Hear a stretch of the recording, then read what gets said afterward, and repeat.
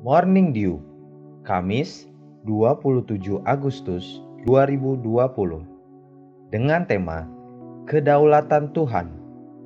Shalom, selamat pagi. Wahyu 3 ayat yang ke-7. Demikian firman Tuhan. Dan tuliskanlah kepada malaikat jemaat di Philadelphia.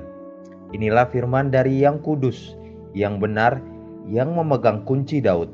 Apabila ia membuka, tidak ada yang dapat menutup. Apabila ia menutup, tidak ada yang dapat membuka. Semakin saya mengenal Tuhan lebih dekat, semakin saya sadar dan mengerti satu karakter dari Allah kita, yaitu kedaulatan Tuhan. Kedaulatan Allah berarti Dia berhak sepenuhnya atas apapun yang Dia kehendaki. Dia lakukan segala sesuatu tanpa perlu meminta pendapat dan nasihat manusia. Itulah yang disebut kedaulatannya. Kitab Yesaya 40 ayat yang ke-13 sampai 14 berkata, "Siapa yang dapat mengatur roh Tuhan atau memberi petunjuk kepadanya sebagai penasehat? Kepada siapa Tuhan meminta nasihat untuk mendapat pengertian? Dan siapa yang mengajar Tuhan untuk menjalankan keadilan? Atau siapa mengajar dia pengetahuan dan memberi dia petunjuk supaya ia bertindak dengan pengertian?"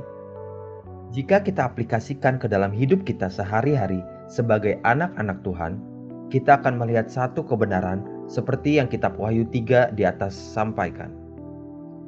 Apabila ia membuka, tidak ada yang dapat menutup. Apabila ia menutup, tidak ada yang dapat membuka. Hidup kita ada di dalam rencana Tuhan, ada di dalam kedaulatan Tuhan. Dia mengatur masa dan musim. Dia merubah waktu dan keadaan demi untuk melakukan kehendak-Nya. Jika kita sadar betul akan hal tersebut, maka kita akan menjadi aman dan penuh damai sejahtera. Hidup anak-anak Tuhan tidak perlu dikuasai oleh depresi dan tekanan yang berat, sebab Dia mengatur segala sesuatunya sesuai dengan apa yang Dia pandang baik. Namun pertanyaannya sekarang, jika semua sudah diatur dan ada di dalam kedaulatan Tuhan, buat apa lagi kita harus berdoa? Buat apa lagi kita meminta-minta kepada Bapa Surgawi? Ingat satu perkara, Dia bukan hanya Allah yang berdaulat, Dia juga Bapa yang penuh kasih. Dia Allah yang peduli, Dia Allah yang penuh kasih dan penyayang.